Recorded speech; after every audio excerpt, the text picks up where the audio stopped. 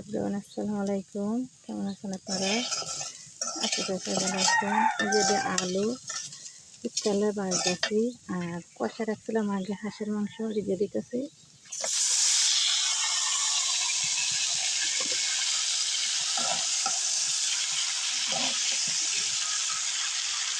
কষা রাখছিলাম আগে দিয়ে দিলাম। কে কে খাবেন আশা করেন হাঁসের মাংস আপনাকে দাওয়াত রমজান মাসে।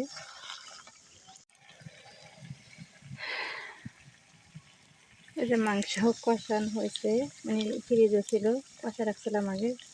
অনেক তেল হাঁসের মাংসের ভিতরে।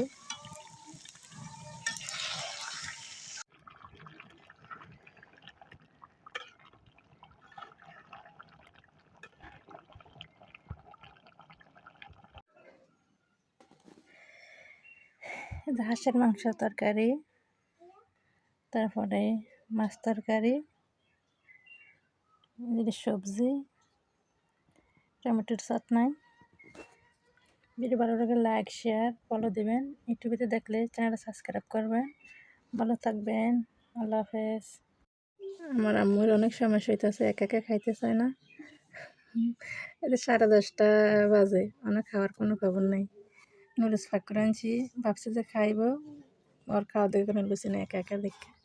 আর ভাইয়া রোজা, সবাই রোজা। আম্মু খাও, একটু পরে খাবা। আম্মু না খাওয়া না ঠান্ডা লেগে খাইবা? আচ্ছা।